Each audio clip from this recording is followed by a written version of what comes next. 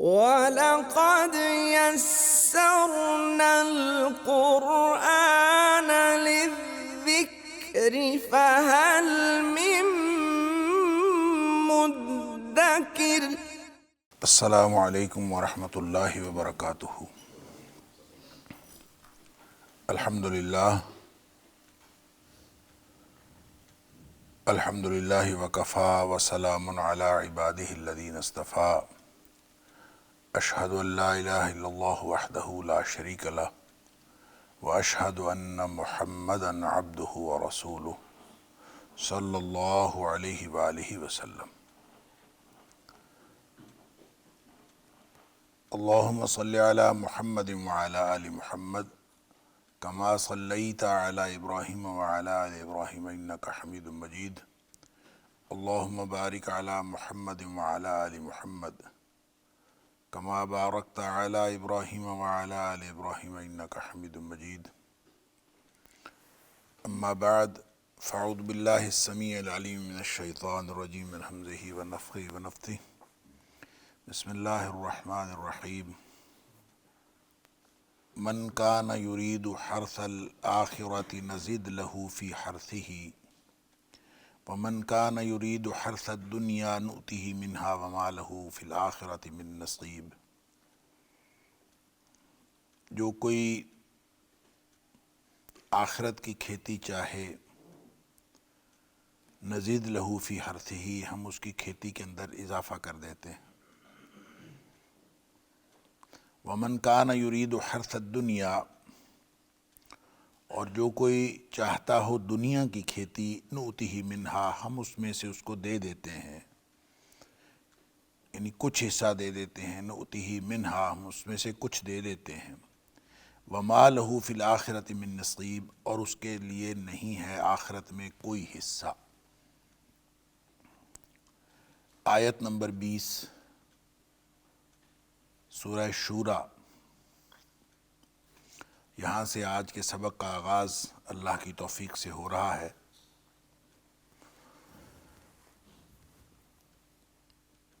اور سورہ شورى کا یہ وہ مقام ہے جس میں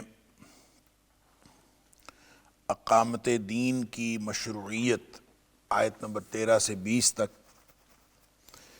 یہ موضوع بیان ہوا ہے، اور اس میں یعنی اس موضوع کی تکمیل ہو رہی ہے یہاں اس آیت کے اوپر کہ ترجیح جو ہے زندگی میں وہ آخرت کو ہونی چاہیے۔ اگر آخرت کو ترجیح ہوگی دنیا کے مقابلے میں تو انسان کو ہر صورت میں فائدہ ہی فائدہ ہوگا، اور اگر دنیا کو ترجیح ہوگی تو نؤتہ منہا، اس میں سے ہم کچھ نہ کچھ تو دے دیں گے، یعنی کچھ نہ کچھ دنیا تو ہر کسی کو مل جاتی ہے۔ وما لہ فی الآخرۃ من نصیب، لیکن آخرت میں اس کا کوئی حصہ نہیں ہے۔ ایک بہت بڑی حقیقت ہمیں بتائی گئی ہے۔ ایک تو یہ کہ اس دنیا میں جو کچھ کیا جا رہا ہے یہ ایک بالکل کھیت کی مانند ہے، اور جیسے ہم جو کچھ کھیت کے اندر بیج بوتے ہیں تو کل کلاں ہم اس کا پھل کھاتے ہیں، بعینہ ہی دنیا میں جو کچھ ہو رہا ہے اور جو کچھ کیا جا رہا ہے اس کا جو اجر ہے انسان آخرت میں لیتا ہے، جزا اور سزا جو ہے وہ آخرت میں ہونی ہے۔ اس کے حوالے سے بہت ساری قرآن حکیم کی آیات ایسی ہیں جو یہ بتاتی ہیں کہ آخرت کے اندر جو کچھ انسان نے لینا ہے وہ دنیا کی خدمات کے عوض انسان نے لینا ہے، اور اگر انسان دنیا کی زندگی کو آخرت کے لیے لگا دے تو اس کو اللہ تعالیٰ آخرت کے اندر پھر بہت بڑا اجر عطا کرتا ہے۔ جیسے اللہ کریم نے اہل ایمان کے بارے میں فرمایا ان اللہ اشتری من المؤمنین انفسہم واموالہم بان لہم الجنہ، کہ جو اہل ایمان ہیں ان کے ساتھ اللہ نے سودا کر لیا ہے، گویا آخرت کی ڈیل ہو گئی ہے، جنت کی ڈیل ہو گئی ہے۔ کس کے عوض؟ انفسہم و اموالہم، ان کی جانوں کی اور ان کے مال کی۔ اگر کوئی جان اور مال یہاں لگا دے اللہ کے لیے تو اللہ تعالیٰ اس کے بدلے میں اس کو جنت عطا فرمائے گا۔ تو یہ دنیا جو ہے اس کے بارے میں یعنی کہ یہ کلیئر ہونا چاہیے کہ جو کچھ ہم یہاں پہ کر رہے ہیں اس کا نتیجہ جو ہے وہ آخرت میں ملے گا۔ جیسے اللہ کریم نے فرمایا وَمِنَ النَّاسِ مَن يَشْرِي نَفْسَهُ ابْتِغَاءَ مَرْضَاتِ اللَّهِ، لوگوں میں سے کوئی ایسا ہے جو اپنا آپ بیچ ڈالتا ہے صرف اس لیے کہ وہ اللہ تعالیٰ کی رضامندی حاصل کر لے۔ اللہ کی رضامندی حاصل کرنے کے لیے اپنا آپ اپنی پوری زندگی لگا لیتا ہے۔ اسی طرح اللہ کریم نے سورہ بقرہ کے اندر یہ بھی فرمایا اولئک الذین اشتروا الحیاۃ الدنیا بالآخرہ، یہ وہ لوگ ہیں جنہوں نے دنیا کی زندگی خرید لی آخرت کے بدلے میں۔ لہذا یہ خرید و فروخت تو جاری ہے، اس کو کھیت کہا یہاں کہ من کان یرید حرث الآخرہ، جو آخرت کا کھیت چاہے یا آخرت کی کھیتی چاہے، نزد لہ فی حرثہ، ہم اس کی کھیتی کے اندر اضافہ کر دیتے ہیں۔ تو اس کا مطلب ہے کہ جس کی زندگی اس لیے گزر رہی ہے، یہاں یہ نہیں فرمایا کہ وہ دنیا اور آخرت کے لیے چاہ رہا ہو، اگرچہ یہ فرمایا ہے کہ وَمِنْهُمْ مَنْ يَقُولُ رَبَّنَا آتِنَا فِي الدُّنْيَا حَسَنَةً وَفِي الْآخِرَةِ حَسَنَةً وَقِنَا عَذَابَ النَّارِ، کہ جو کوئی شخص یہ کہے کہ ربنا آتینا فی الدنیا حسنہ، اے ہمارے رب تو ہمیں عطا فرما دنیا کی بھلائی، وفی الآخرۃ حسنہ، اور آخرت کی بھی بھلائی عطا فرما، وقینا عذاب النار، اور جہنم کے عذاب سے ہمیں بچا لے۔ ان کے بارے میں اللہ تعالیٰ نے فرمایا اولئک لہم نصیب مما کسبوا، ان کے لیے حصہ ہے اس چیز کا جو انہوں نے کمایا، یعنی جو کچھ کیا اس کا حصہ ان کو ملے گا۔ واللہ سریع الحساب، اور اللہ تعالیٰ بہت جلد حساب کرنے والا ہے۔ تو یہ کیسے ہو سکتا ہے کہ کسی کا حساب جو ہے وہ اللہ تعالیٰ باقی چھوڑ دے، سب کا حساب جو ہے ان کو ملے گا۔ اچھا، ان ساری باتوں سے ایک بات تو یہ ثابت ہوتی ہے کہ دنیا آخرت کی کھیتی ہے، لیکن ان الفاظ کے ساتھ کوئی حدیث جو ہے وہ ثابت نہیں ہے۔ الدنیا مزرعۃ الآخرہ، لوگ اس کو حدیث بنا کے پیش کرتے ہیں، لیکن یہ محدثین نے لکھا ہے کہ یہ حدیث ضعیف نہیں، موضوع ہے۔ موضوع کا مطلب ہوتا ہے بناوٹی، اور جو بناوٹی ہوتی ہے وہ حدیث ہوتی نہیں اصل میں، وہ کسی نے حدیث بنا کے پیش کی ہوتی ہے۔ محدثین کا یہ اصول ہے کہ وہ کسی موضوع چیز کو بھی اس لیے بیان کر دیتے ہیں، یا ضعیف حدیث کو بھی اس لیے بیان کر دیتے ہیں تاکہ لوگوں کو معلوم ہو سکے کہ یہ موضوع ہے اور یہ ضعیف ہے، تاکہ کوئی شخص اس کو حدیث کہہ کے کل کلام بیان نہ کر سکے اور لوگوں کو معلوم ہو کہ یہ موضوع ہے۔ لہٰذا یہ ان الفاظ کے ساتھ حدیث تو کوئی نہیں ہے، لیکن قرآن سے یہ بات ثابت ہو رہی ہے۔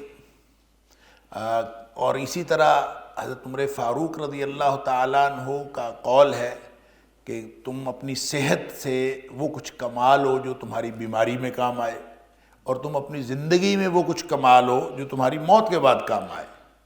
تو یہ ساری باتیں جو ہیں، یہ آیات اور حضرت عمر فاروق رضی اللہ تعالیٰ عنہ کا قول اور اس طرح کی باتیں، یہ اس کو واضح کرتی ہیں کہ دنیا میں جو کچھ ہم کرتے ہیں اس کا بدلہ آخرت میں ملتا ہے۔ تو اس لیے اس کو کھیتی قرار دیا، اور کھیتی کے ساتھ مشابہت دی کہ من کان یرید حرث الآخرۃ نزد لہ فی حرثہ، جو آخرت کی کھیتی چاہے اس کو ہم اس کی کھیتی کے اندر، اس کے فصل کے اندر اضافہ کر دیتے ہیں۔ اب اس میں جو چیز سمجھنے والی ہے وہ یہ ہے کہ ہر وہ شخص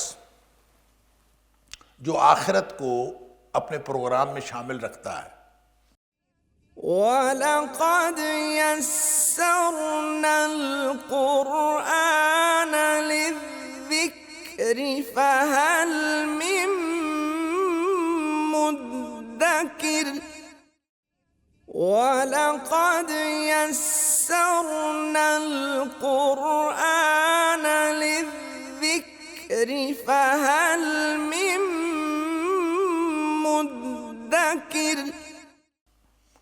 مسلمان اور مومن کے پروگرام میں آخرت شامل ہوتی ہے، اور جو شخص آخرت پر ایمان نہیں رکھتا اس کے پروگرام کے اندر آخرت شامل نہیں ہوتی۔ نیکی وہ بھی کرتا ہے، نیکی وہ بھی کرتا ہے، دونوں قسم کے لوگ نیکیاں کر رہے ہوتے ہیں۔ دنیا میں آپ کو کوئی نیکی کرنے والوں کی کمی نہیں نظر آئے گی، نیکی بہت لوگ کر رہے ہوتے ہیں، لیکن کچھ لوگ آخرت کے پروگرام کو شامل کر کے نیکی کر رہے ہوتے ہیں، اور کچھ لوگوں کے پروگرام میں آخرت شامل نہیں ہوتی، یہ فرق ہوتا ہے۔ لہذا جن کے تو پروگرام میں آخرت شامل ہے ان کے بارے میں اللہ فرماتا ہے نزد لہو فی حرثہ، ہم ان کی کھیتی کے اندر اضافہ کر دیتے ہیں۔ ان کو یعنی اللہ تعالیٰ جو کچھ عطا فرماتا ہے وہ ان کی جو کیا ہوا عمل ہے اس سے اللہ تعالیٰ اور زیادہ اضافہ کر دیتا ہے، ایڈیشنل عطا فرماتا ہے۔ اور جس شخص کے پروگرام میں آخرت ہے ہی نہیں، اس نے کبھی سوچا ہی نہیں کہ آخرت بھی ہے، اور اس نے وہ نیکی کرتا ہے، وہ انسانوں کے ساتھ بھی نیکیاں کرتا ہے، مختلف نیکیاں کرتا رہتا ہے، اس نے ٹرسٹ بھی بنائے ہوئے ہیں، اس نے بہت سارے کام دنیا میں بڑے نیک کام کرتے ہیں، لیکن اس کے پروگرام کے اندر آخرت شامل نہیں۔ تو جس کے پروگرام میں آخرت شامل نہیں ہے اس کو جو کچھ ملنا ہے وہ دنیا میں ملنا ہے، نؤتیہ منہا۔ جو آخرت چاہتا ہی نہیں، اس نے دنیا چاہنی ہے، تو اللہ تعالیٰ فرماتا ہے کہ ہم اس کو دے دیتے ہیں، نؤتیہ منہا۔ ایسا نہیں ہے کہ جتنی اس نے دنیا چاہی اتنی ہم نے دے دی، منہا اس میں سے کچھ دے دیتے ہیں، کچھ نہ کچھ دنیا تو ہر ایک کو مل جاتی۔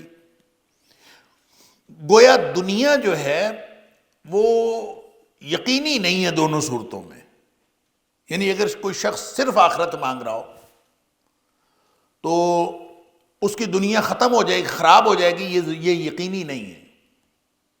اور اگر کوئی شخص صرف دنیا مانگ رہا ہو تو اس کو دنیا یقینی طور پر مل جائے گی، یہ بھی بات یقینی نہیں ہے۔ اس کا مطلب ہے دنیا دونوں صورتوں میں یقینی نہیں ہے، آخرت یقینی ہے۔ جس شخص نے آخرت کو اپنے پروگرام میں رکھا اور ہر کام آخرت کے لیے کیا، ہر کام آخرت کے لیے کیا، ہر کام آخرت کے لیے کیا، اس کا نتیجہ یہ نکلتا ہے کہ اللہ تعالیٰ آخرت میں بھی عطا فرما دیتا ہے، نزد لہو فی حرثہ، اللہ تعالیٰ دنیا میں بھی عطا کر دیتا ہے۔ اور جس شخص نے صرف دنیا کے لیے کیا ہے اس کے بارے میں وما لہو فی الآخرۃ من نصیب، دنیا میں جتنا اس کے مقدر میں لکھا ہے وہ ملے گا، لیکن آخرت میں اس کے لیے کوئی حصہ نہیں۔ وما لہو فی الآخرۃ من نصیب، آخرت میں اس کا کوئی حصہ نہیں۔ اللہ، اس کو اللہ کریم نے سورہ بقرہ میں یوں فرمایا فَمِنَ النَّاسِ مَن يَقُولُ رَبَّنَا آتِنَا فِي الدُّنْيَا، لوگوں میں سے کوئی ایسا ہے جو یہ دعا مانگتا ہے اللہ دنیا دے دے، دنیا دے دے، دنیا دے دے، بس یہی دعائیں مانگتا رہتا ہے۔ اللہ اکبر۔ اللہ تعالیٰ فرماتا ہے وَمَا لَهُ فِي الْآخِرَةِ مِنْ خَلَاقٍ، اس کا آخرت میں کوئی حصہ نہیں۔ یہ جو دعائیں ہم مانگتے ہیں ہمیں اپنی دعاؤں کو ریکنسیڈر کرنا چاہیے، ری تھنک کرنا چاہیے۔ کہیں ہم دعاؤں میں صرف دنیا تو نہیں مانگتے، کہیں ہماری دعاؤں میں آخرت کا پروگرام شامل ہی نہ ہو، ایسا تو نہیں۔ اللہ اکبر۔ یعنی لوگ رو تو رہے ہوتے ہیں مصلی پہ بیٹھ کر، اور لوگ دعائیں تو کر رہے ہوتے ہیں، اور دعائیں مانگتے ہوئے لوگوں کی آہ بھی نکلتی ہے، تو کیا وہ آخرت کے لیے نکل رہی ہے؟ کیا وہ جہنم کے عذاب سے ڈرتے ہوئے آہ نکل رہی ہے؟ کیا وہ قبر کے عذاب سے ڈرتے ہوئے آہ نکل رہی ہے؟ کیا وہ جنت لینے کے لیے آہ نکل رہی ہے، یا پھر وہ صرف اپنے کاروبار میں برکت کے لیے آہ نکل رہی ہے، یا صرف وہ یہ چاہ رہا ہے کہ میرے بچے کے نمبر اچھے آ جائیں اس کے لیے آہ نکل رہی ہے، میں اپنے فلاں مشن میں کامیاب ہو جاؤں اس کے لیے آہ نکل رہی ہے؟ ہر شخص کو اپنی دعا ریکنسیڈر کرنی چاہیے، کہیں ایسا تو نہیں ہے کہ وہ صرف اور صرف دنیا کے لیے مانگ رہا ہو، آخرت کے لیے مانگ ہی نہ رہا ہو۔ اللہ تعالیٰ فرماتا ہے کہ ومن سورہ بنی اسرائیل کے اندر ومن اراد الآخرہ، جو آخرت کے لیے، جو آخرت کو چاہے، ومن اراد الآخرہ، جس نے آخرت چاہی، اللہ وسعى لها سعیا، اور اس کے لیے کوشش بھی کی، آخرت کو چاہتا ہے اس کے لیے کوشش بھی کرتا ہے، وَهُوَ مُؤْمِنٌ، اور حالت ایمان میں کوشش کرتا، آخرت چاہتا ہے، کوشش کرتا ہے، حالت ایمان میں کرتا ہے۔ فَأُولَٰئِكَ كَانَ سَعْيُهُم مَّشْكُورًا، یہ وہ لوگ ہیں جن کی کوششوں کی قدردانی کی جائے گی۔ اور جو شخص کوشش کرتا ہے لیکن اس کی ساری کوشش دنیا کے لیے ہے، آخرت کے لیے تو ہے ہی نہیں۔ اللہ اکبر۔ وَمَنْ كَانَ يُرِيدُ الْعَاجِلَةَ عَجَّلْنَا لَهُ فِيهَا مَا نَشَاءُ لِمَن نُرِيدُ، جو شخص دنیا چاہتا ہے، یہ جلدی کرتا ہے کہ دنیا میں مل جائے، اللہ تعالیٰ فرماتا ہے ہم اس کو دے دیتے ہیں جس کو چاہتے ہیں اور جتنا چاہتے ہیں۔ مطلب ضروری نہیں ہے کہ اس کو وہ ملے جو وہ مانگ رہا ہے، منہ مانگی دنیا نہیں، جو اللہ چاہے گا وہ مل جائے گا۔ ثم جعلنا له جہنم، پھر ہم نے اس کے لیے جہنم بنایا۔ اللہ اکبر۔ یصلاها مذموما مدحورا، جس کے اندر وہ داخل ہوگا مذمت کیا ہوا اور دھتکارا ہوا، اس کیفیت میں داخل ہوگا۔ اللہ تعالیٰ معاف فرمائے۔ تو اب یہ بات جو سامنے آئی وہ یہ ہے کہ جس شخص کے پروگرام میں آخرت نہیں ہے، وہ دنیا میں جتنی مرضی نیکیاں کر لے، جتنی مرضی کوشش کر لے، اس کے پروگرام میں آخرت نہیں، اس نام وہ آخرت مانگتا ہے، نہ آخرت اس کے پروگرام میں شامل ہے، تو اس کی پھر نیکیاں کدھر جائیں گی؟ اس کی نیکیوں کا بدلہ اللہ تعالیٰ دنیا میں اس کو دے دے گا۔ حدیث میں آتا ہے کہ نبی کریم صلی اللہ علیہ وسلم نے فرمایا جو کافر ہے، جو آخرت کو نہیں مانتا، اس کی جتنی نیکیاں ہیں اس کا سب کا بدلہ اللہ تعالیٰ اس کو دنیا میں دے دیتا ہے۔ وہ نیکیاں کرتا رہتا ہے، اللہ تعالیٰ اس کو دنیا میں بدلہ دیتا ہے۔ نتیجہ یہ ہوتا ہے کہ جب اس کی موت آتی ہے تو اس کے کھاتے میں ایک بھی نیکی باقی نہیں ہوتی۔ جب وہ اس دنیا سے جاتا ہے تو بالکل خالی ہاتھ جاتا ہے۔ اللہ اکبر۔ ہر چیز کا بدلہ اللہ تعالیٰ اس کو دنیا میں دے دیتا ہے۔ یہ ہے وہ خطرناک صورتحال، اللہ تعالیٰ معاف فرمائے، اور ہم سب کو اس سے بچنا چاہیے۔ اور اللہ تعالیٰ فرماتا ہے من کان یرید حرث الآخرۃ نزد لہ فی حرثہ، جو کوئی آخرت کی کھیتی چاہے تو ہم اس کی کھیتی کے اندر اضافہ کر دیتے ہیں۔ کھیتی کے اندر اضافہ کرنا کئی صورتوں میں ہو سکتا ہے۔ ایک تو یہ کہ اللہ تعالیٰ آخرت کا جو اجر دے گا وہ اس کی ہوئی نیکیوں سے کہیں زیادہ ہوگا، اور یہ بھی قرآن حکیم کی کئی مقامات سے یہ بات ثابت ہے کہ اللہ تعالیٰ جو دے گا للذین احسنوا الحسنی وزیادہ، جنہوں نے نیکی کی اللہ تعالیٰ ان کو نیکی کا بدلہ دے گا، وزیادہ، اور ایڈیشنل بھی ملے گا۔ اور ایڈیشنل کیا ہے اس کی پھر تفصیلات ہیں، کیا کچھ اللہ تعالیٰ دے گا، تو جو کچھ انسان مانگتا ہے اس سے کہیں زیادہ انسان کو ملتا ہے۔ دوسری بات یہ کہ نزد لہ فی حرثہ کا یہ بھی معنی ہو سکتا ہے کہ اس نے مانگی تو صرف آخرت تھی، اللہ تعالیٰ ساتھ دنیا بھی عطا کر دیتا۔ وہ صرف آخرت اس کے پروگرام میں ہے، وہ آخرت چاہتا ہے، دنیا بنے نہ بنے۔ اس کی وجہ یہ ہے کہ دنیا مانگے بھی، دنیا کے لیے کوشش بھی کرے، تو دنیا دونوں صورتوں میں غیر یقینی۔ آخرت یقینی ہے، اگر آخرت کے لیے کوشش کی تو وہ اس کا بدلہ یقینی ہے، اور اگر آخرت کے لیے کوشش نہیں کی، صرف دنیا مانگی، تو پھر آخرت کی تباہی و بربادی یقینی ہے۔ تو جو چیز یقینی ہے پھر اس کے لیے کام کرنا چاہیے کہ آخرت جو ہے وہ اللہ تعالیٰ عطا کر دے، دنیا جو ہے وہ عطا ہو چاہے نہ ہو، اس سے کوئی فرق نہیں پڑتا، ترجیح آخرت کو ہی ہونی چاہیے۔ اللہ اکبر۔ ام لہم شرکاء شرعوا لہم من الدین ما لم یأذن بہ اللہ، کیا پھر ان کے کوئی شرکاء ایسے بھی ہیں شرعوا لہم من الدین، جنہوں نے مقرر کر رکھا ہے اپنا دین، یعنی کوئی ایسے بھی شرکاء ہیں جنہوں نے اپنا دین بنایا ہوا ہے، اپنا دین مقرر کیا ہوا ہے، اپنی مرضی کی شریعت بنائی ہوئی ہے، ما لم یأذن بہ اللہ، جس کی اجازت اللہ نے نہیں دی۔ ولولا کلمۃ الفصل لقضی بینہم، اگر ایک فیصلہ کن بات نہ ہو چکی ہوتی، لقضی بینہم، تو ان کے درمیان فیصلہ ہو چکا ہوتا۔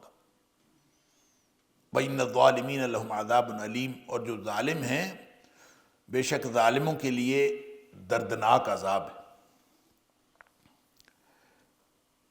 ایک تو وہ شرکاء ہیں جن کو اللہ تعالیٰ کا شریک ٹھہرایا جاتا ہے، جو اس دنیا میں نہیں ہیں، یا پھر مورتیاں ہیں، ان کو بت بنا کے، ان کو مختلف قسم کی جو جڑی بوٹیاں ہیں ان کو، یا مخلوقات میں سے کسی بھی چیز کو اللہ تعالیٰ کا شریک ٹھہرا کے، یعنی اس کو معبود بنا لیا جاتا ہے.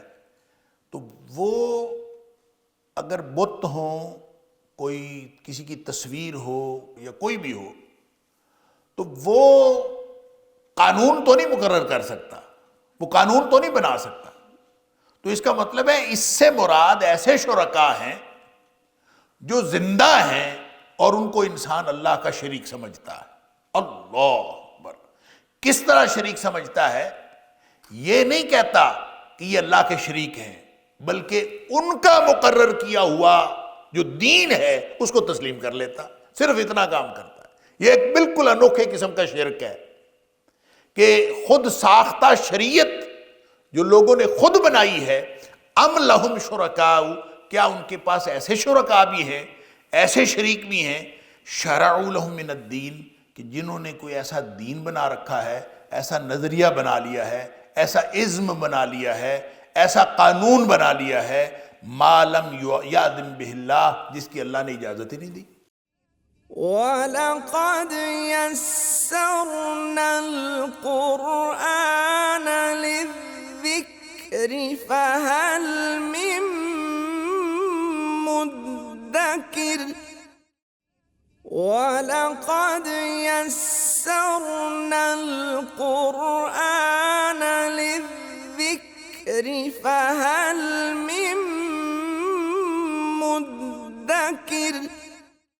تو اللہ کے قانون کے مقابلے میں کسی نے قانون بنا لیا ہے، اور اس قانون کو اگر لوگ تسلیم کرتے ہیں تو کوئی لوگوں کے ایسے شرکاء بھی ہیں. لہذا اس میں جو مختلف قسم کے جو لا میکرز ہیں، قانون بنتے ہیں نا، تو قانون کہاں بنتے ہیں؟ پارلیمنٹ میں بنتے ہیں. تو پارلیمنٹیرینز جو ایسا قانون بنائیں جو اللہ کے قانون کے خلاف ہو، وہ دراصل خود بھی شرک کے مرتکب ہو رہے ہیں، اور جو اس قانون کو تسلیم کرتے ہیں وہ بھی شرک کے مرتکب ہو رہے ہیں. ام لہم شرکاء شرعوا لہم من الدین، کیا ان کے ایسے شرکاء بھی ہیں جنہوں نے خود سے ایک دین بنایا ہوا ہے، خود سے مقرر کر لیا ہے، خود سے گھڑ لیا ہے، خود ساختہ شریعت بنا لی ہے، ما لم یأذن بہ اللہ، جس کی اللہ نے اجازت ہی نہیں دی. تو اس میں وہ حکمران بھی شامل ہیں. ایسے حکمران بھی ہو سکتے ہیں جو اللہ کے قانون کے مقابلے میں کوئی اور قانون لائیں.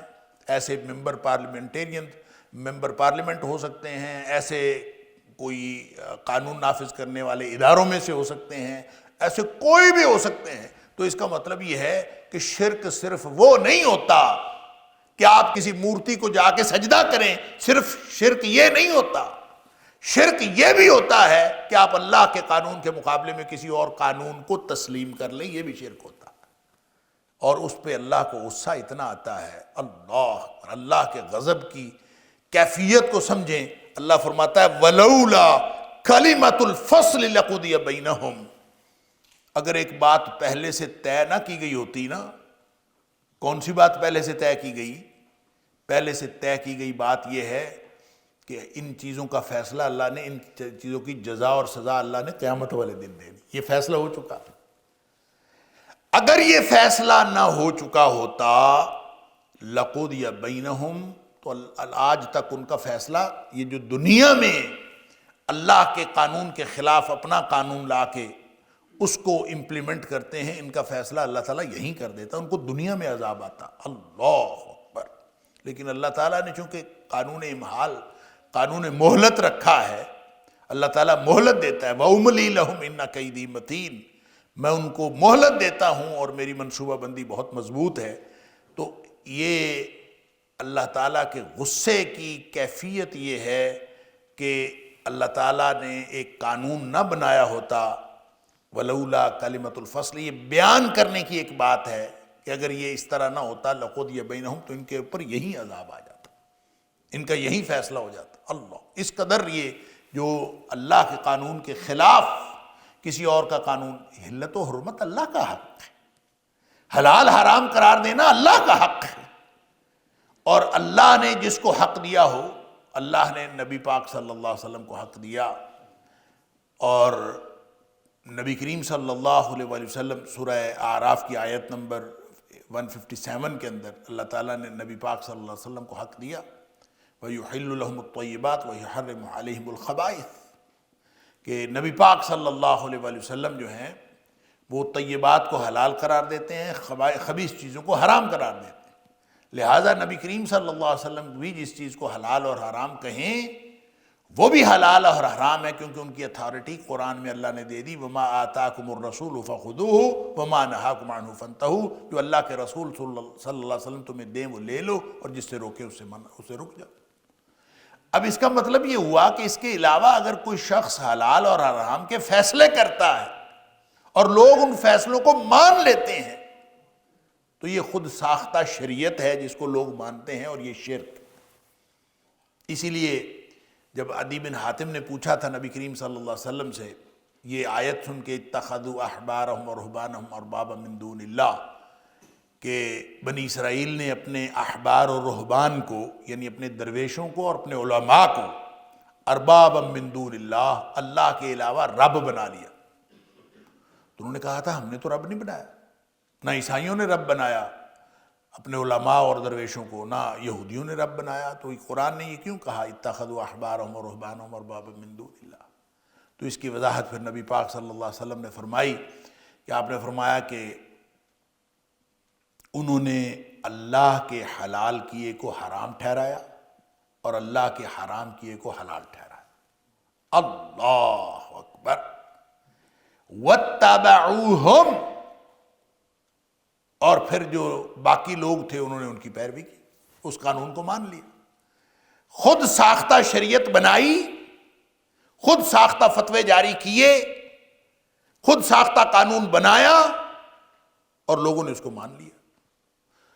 جنہوں نے مان لیا، نبی کریم صلی اللہ علیہ وآلہ وسلم نے فرمایا ذَلِكَ عِبَادَتُهُمْ إِيَّاهُمْ، یہی تو ان کی بندگی ہے، یہی ان کی عبادت ہے، یہی ان کو معبود بنانا ہے۔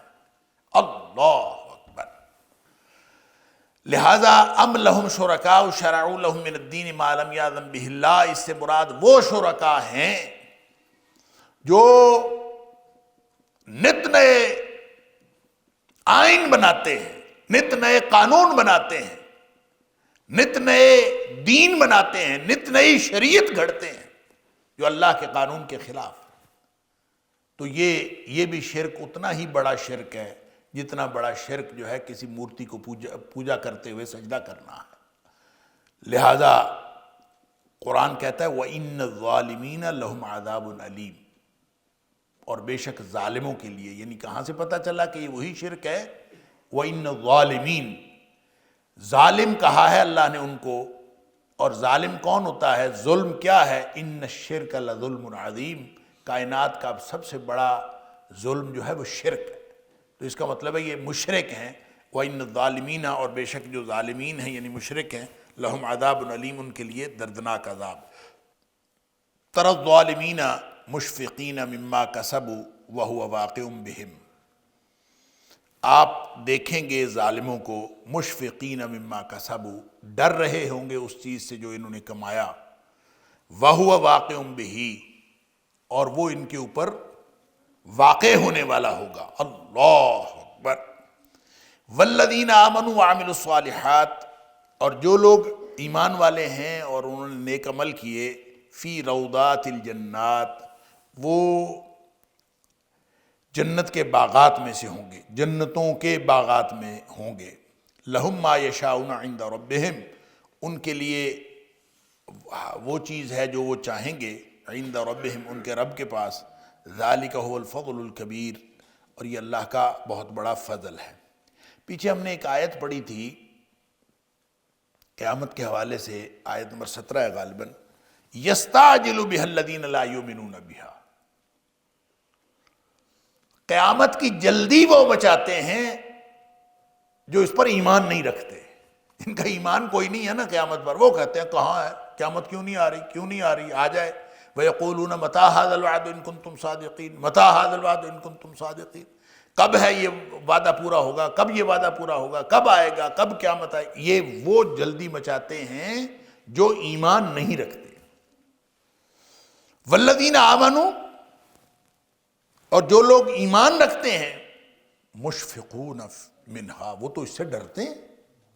اللہ اکبر، اہل ایمان ہمیشہ قیامت سے ڈرتے، اور اہل کفر وہ ہمیشہ جلدی بھی مچاتے ہیں کب آئے گی قیامت، اور مذاق بھی اڑاتے ہیں، ان کو کوئی پریشانی نہیں۔ اہل ایمان کو پریشانی ہے۔ اب دیکھیے جب وہ آ جائے گی، اللہ اکبر، اور قیامت والے دن جب فیصلے ہو جائیں گے تو اب بالکل الٹ حساب ہو جائے گا۔ دنیا میں جو ڈرنے والے ہیں وہ اعلیٰ جنتوں میں ہوں گے، فی روضات الجنات، وہ جنتوں کے باغیچوں باغوں میں سے ہوں گے۔ اللہ اکبر۔ اور جو دنیا میں جلدی مچاتے تھے، تری الظالمین مشفقین مما کسبوا، ان کے کرتوت ان کو نظر آ رہے ہوں گے، ان کو سمجھ آ رہی ہوگی کہ اب ہمارے ساتھ کیا ہونے والا ہے۔ اللہ وَهُوَ وَاقِعٌ بِهِمْ، وہ اپنا عذاب دیکھ رہے ہوں گے اور وہ ان کے اوپر واقع ہونے والا ہوگا، اور بس وہ ڈر رہے ہوں گے۔ اللہ اکبر۔ اور اس طرح کی بہت ساری کیفیات قرآن نے بیان کی ہیں، جیسا کہ اللہ کریم نے فرمایا کہ وَيَقُولُ الْكَافِرُ يَا لَيْتَنِي كُنْتُ تُرَابًا، کافر کہے گا یا اے کاش میں مٹی ہو جاتا۔ جانوروں کو مٹی ہوتا دیکھے گا تو وہ حسرت کرے گا کہ میں مر کے مٹی ہو جاتا، میں ختم ہو جاتا، مجھے دوبارہ یہ اٹھایا نہ جاتا، اور یہ عذاب کو جب دیکھے گا ان کی صورتحال یہ ہوگی۔ اور تری الظالمین مشفقین مما کسبوا، جو کچھ کیا ہے، جو کرتوت کیے ہیں، ان کو پتہ ہوگا، اور ان کو پتہ ہے کہ اس کرتوت کا عذاب کیا ہے، لہذا ڈر رہے ہوں گے، کانپ رہے ہوں گے۔ دنیا میں جلدی مچاتے تھے، وہاں ڈر رہے ہوں گے، اور جو دنیا میں ڈر رہے تھے وہ اعلیٰ جنتوں کے اندر ہوں گے۔ اللہ اکبر۔ إن هذا القرآن يهدي للتي هي أقوم ويبشر المؤمنين الذين يعملون الصالحات أن لهم أجرا كبيرا